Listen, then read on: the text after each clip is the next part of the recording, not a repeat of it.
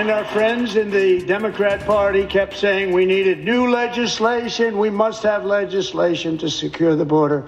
But it turned out that all we really needed was a new president. Absolutely one of the best lines of the night. And hello, welcome to your Newsmax Daily for Wednesday, March 5th, 2025. It is Ash Wednesday for most Christians around the world, a day to confess your sins and profess your devotion to God, marking the commencement of Lent leading up to Easter Sunday. And today is the day after President Trump's first address to Congress as the nation's 47th president. 6 weeks ago, I stood beneath the dome of this Capitol and proclaimed the dawn of the golden age of America. From that moment on, it has been nothing but swift and unrelenting action to usher in the greatest and most successful era in the history of our country. We have accomplished more in 43 days than most administrations accomplished in 4 years or 8 years. And we are just getting started.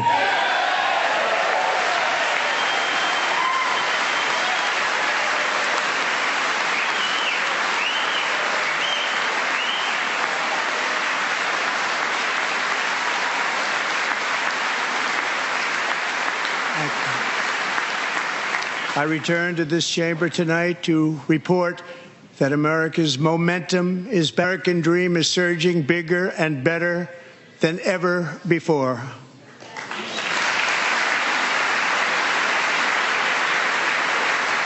The American dream is unstoppable, and our country is on the verge of a comeback, the likes of which the world has never witnessed and perhaps will never witness again. We know that we will likely never witness another U.S. president like Donald Trump, and perhaps we will never witness the lack of decorum and respect in the House chamber that we witnessed last night. This is my fifth such speech to Congress. And once again, I look at the Democrats in front of me, and I realize there is absolutely nothing I can say to make them happy or to make them stand or smile or applaud. Nothing I can do. I could find a cure to the most devastating disease, a disease that would wipe out entire nations, or announce the answers to the greatest economy in history, or the stoppage of crime to the lowest levels ever recorded. And these people sitting right here will not clap, will not stand, and certainly will not cheer for these astronomical achievements. They won't do it, no matter what. Five times I've been up here. It's very sad, and it just shouldn't be this way. So Democrats sitting before me, for just this one night, why not join us in celebrating so many incredible wins for America? For the good of our nation, let's work together and let's truly make America great again. In 1975, 50 years ago, a group of Democrats walked out of the House chamber during Richard Nixon's State of the Union in protest of the administration's corruption and the Watergate scandal, of course. So I guess last night wasn't as bad as that. I didn't actually see that myself, but Democrats did not stand or acknowledge the massive drop in illegal border crossings.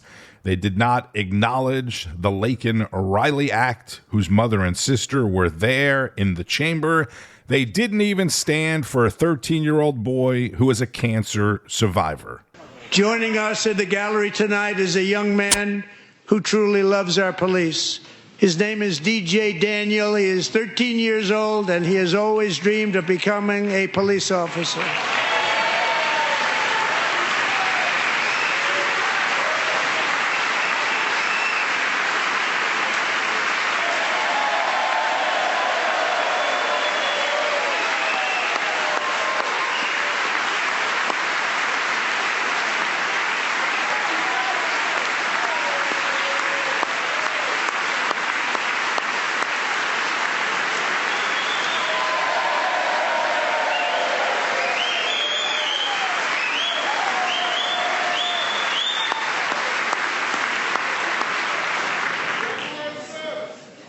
But in 2018, DJ was diagnosed with brain cancer.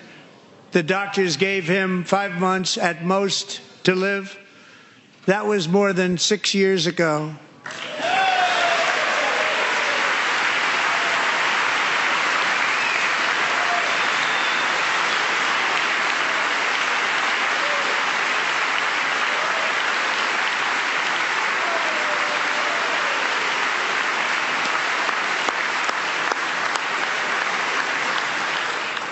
Since that time, DJ and his dad have been on a quest to make his dream come true, and DJ has been sworn in as an honorary law enforcement officer, actually a number of times. The police love him, the police departments love him. And tonight, DJ, we're going to do you the biggest honor of them all. I am asking our new Secret Service Director, Sean Curran, to officially make you an agent of the United States Secret Service.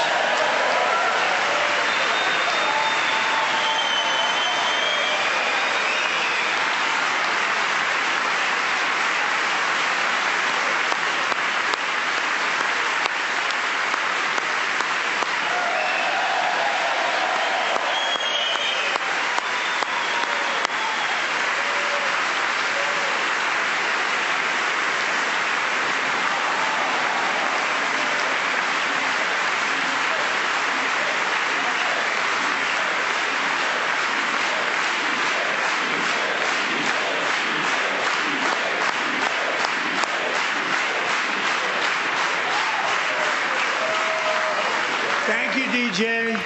It was a very touching and emotional moment. DJ hugging Secret Service Director Kern, DJ's father wearing an American flag shirt, and Pelosi, Schiff, Bernie Sanders, and others didn't stand. Many didn't even clap. This is Florida Congressman Byron Donalds from the House Chamber on Newsmax. Congressman, welcome to Newsmax. What's your top-line thoughts on a big night for Donald Trump? Well, look, it was a tour de force. The president laid out clearly all the things that he has done in his first 45 days in stark contrast from the Biden administration. Going over things with the border, securing it, bringing peace around the globe, securing our nation. All of the things that the American people have wanted to see happen. Get men out of women's sports, other things like that. I think the most jarring thing was that the Democrats decided to make a spectacle, not of the event, but of themselves. There was a young kid whose dream is to be a police officer. The president made him an honorary Secret Service agent, a young kid who suffered from brain cancer. The Democrats sat on their hands. They couldn't even applaud the basic things that make our nation wonderful, the compassion that the president has shown to so many people who've gone through hard times in our nation. I mean, look, he signed an executive order for a wildlife sanctuary for Jocelyn Nungary, and they couldn't even stand for that. And so I found it to be a very stark contrast where you have Donald Trump and the Republican Party are focused on the American people and fixing the damage of the last 4 years. We're off to a rapid pace. And it is very clear that you have Democrats who have no idea what they want to talk about except to make spectacles of themselves. So other than that, it was a great speech. I think the president hit every mark. But we'll see where the Democrats go. Quite frankly, I don't care. We have a country to make great again, and we're going to be focused on that task. Congressman, Senator Alyssa Slotkin, in the Democratic response, mentions, if there's waste to be cut, I will help you do it. So let me ask you this. Are the Democrats going to work in any piece of legislation with the Republicans? I mean, based on what we saw tonight with President Trump's speech, it just seems that the Democrats are just simply going to protest and not get any work done to advance the agenda of the American people. That's the way it stands right now. You even have Democrats saber-rattling, talking about they would rather shut down the government than actually work with the Doge and actually get waste and fraud out of our government. I mean, this stuff is really stupid when you think about it. We have a golden opportunity to get rid of so many wasteful programs. The president outlined that in his speech tonight, and that's just a fraction of all of the waste in our government. But instead of working with us to clean that stuff out so we can be focused on what the federal government should be doing, they would rather protest. They would rather wave paddles or put on T-shirts. That's not going to get the business done for the American people. That is sophomoric politics. I don't know where they picked that one up from, maybe from a Model UN course in some high school, but that's not how you get business done here in the United States. If you didn't see it, as Congressman Donalds said, Democrats were holding up anti-Trump signs. There was one sign that said, "Start by paying your own taxes." I forget who it was, but she was waving it around when Trump was talking about Doge. They wore anti-Trump T-shirts. Texas Congressman Al Green from the Houston area, one of the biggest cities in the country, in his 9th term, another lifer, the 77-year-old, was removed from the chamber after disrupting the president pretty much right from the get-go. And this is what he had to say about it. I was following the wishes of conscience. There are times when it is better to stand alone than not stand at all. This president is disrupting the healthcare system. He is all but defying court orders. At some point, we're all going to have to stand up. Texas Congressman Al Green, not to be confused with the great singer Al Green, was ordered by Speaker Johnson to be removed from the House chambers. The Democrats' rebuttal delivered by Senator Elisa Slotkin of Michigan, who, to be honest, I thought did a pretty solid job, especially considering the circumstances. I mean, she had a tall task after the Democrats' performance last night. She spoke about her history in the U.S. military, which was good. She was inspired by 9/11. And then she said everything that you would expect Democrats to say. He believes in cozying up to dictators like Vladimir Putin and kicking our friends like the Canadians in the teeth. President Trump is trying to deliver an unprecedented giveaway to his billionaire friends. He's on the hunt to find trillions of dollars to pass along to the wealthiest in America. And to do that, he's going to make you pay in every part of your life. Maybe even taking away your Social Security, she said. We need a tax system that's fair for people who don't happen to make $1 billion. On the subject of Elon Musk, is there anyone in America who is comfortable with him and his gang of 20-year-olds using their own computer servers to poke through your tax returns, your health information, and your bank accounts? No oversight, no guardrails on what they do with your private data. Again, Michigan Senator Elisa Slotkin giving the Democrats rebuttal. This is Pennsylvania Republican Representative Scott Perry on Newsmax. What did it feel like in there, both the president's electricity and all of this naysaying by the Democrats? Well, look, it was a complete knockout. The president owned the room and laying out a vision for the dream that is America and contrasting it with the nightmare that was the Biden administration. And what was really stark to me is that my colleagues on the other side of the aisle could not stand up for victories for firefighters, for police officers, for border security agents, for a little boy who dreamed of being a policeman and has survived brain cancer. They could not be happy for America. The only time I saw them animated is when they waved the Ukrainian flag, and where our heart goes out to Ukraine. But this is America, and this is about America. Congressman Scott Perry of Pennsylvania on last night's coverage with Ed Henry and Mercedes Schlapp. On yesterday's Newsmax Daily, I featured a segment with Tennessee Senator Marsha Blackburn, you may remember, who said Democrats continue to distance themselves from Americans, and she said she was looking forward to see what they were going to do at President Trump's address. Well, there you go. They continued to distance themselves from Americans last night, or perhaps distance themselves even more from any common sense thinking, hard-working, patriotic American, right? I mean, not clapping, not standing for the president is one thing. We see that all the time, right? From both parties. But to not be happy, not acknowledge a 13-year-old brain cancer survivor, or respectfully acknowledge the family of Laken Riley because Trump named a bill after her, to disrupt the president before he even started.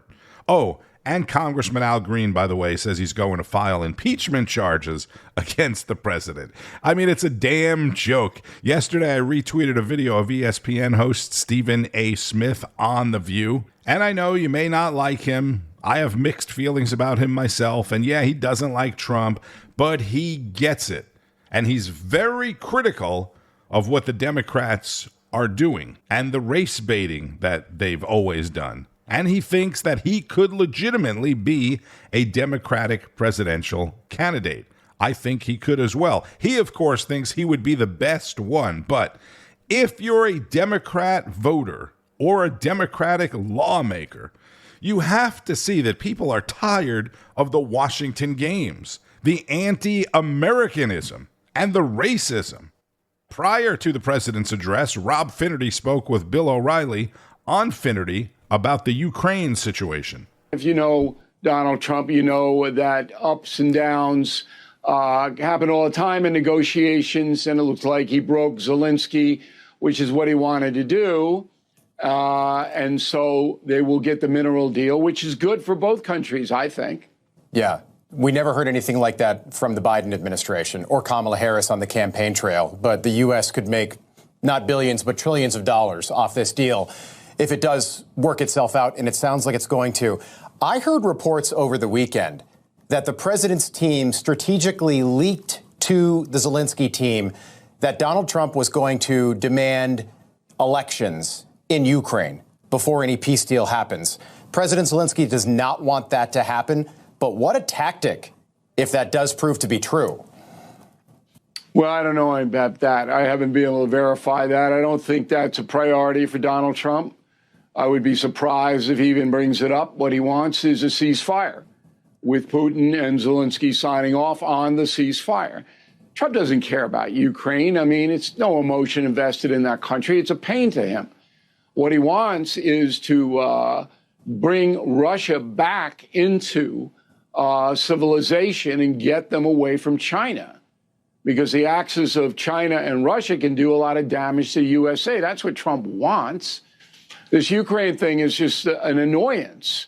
He didn't like Zelenskyy's sense of entitlement about, well, you have to assure this and you have to assure that. Trump's going, we don't have to assure anything. Right. And that's what broke it all down. But going forward, and I hope that's what the president does tonight in his speech, a United States presence in Ukraine obviously helps that country and is a constraint on Putin doing anything insane. Have you ever seen anything like that, Bill? Happens. In all your years covering the White House, covering politics in this country, have you ever seen an exchange like that in the Oval Office? No, because that's not what politicians do. But Trump's not a politician.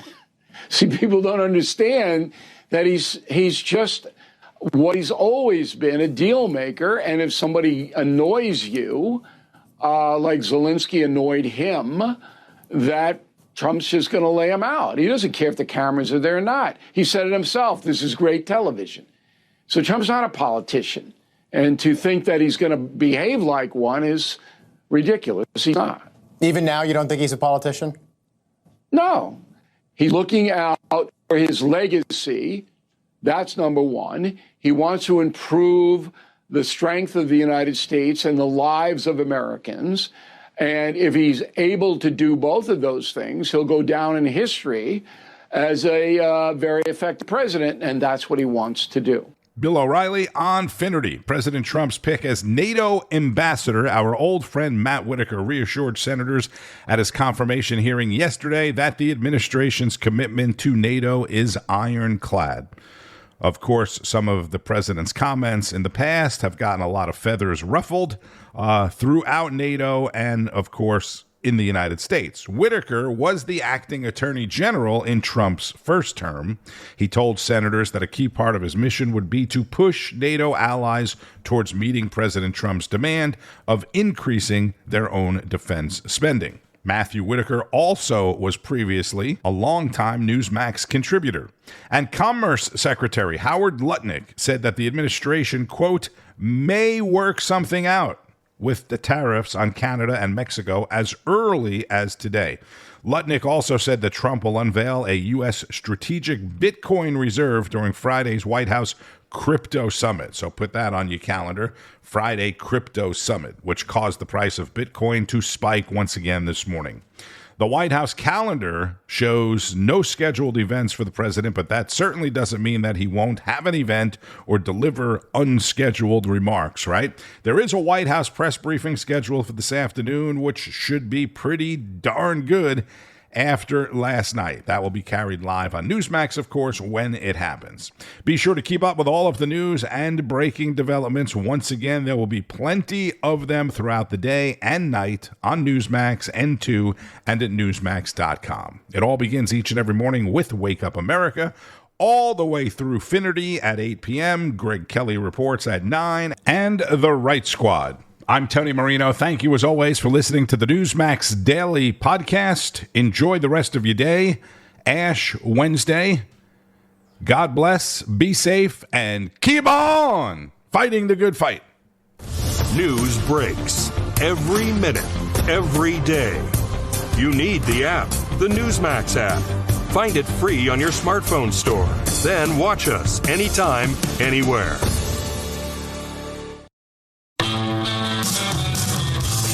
Hey, it's Jerry Callahan from The Callahan Show. You can listen to us every day. We react to the latest news, politics, sports, and all the madness in the world. I'll give you my opinion with a little edge, a little attitude. I'm an unapologetic right-winger, trapped behind enemy lines in deep blue Boston, so I'm used to taking on the mainstream media mob. You can hear us anywhere you get your podcast, or you can listen every day at newsmax.com/listen. Information. Truth is freedom. Is Newsmax. It's real news for real people.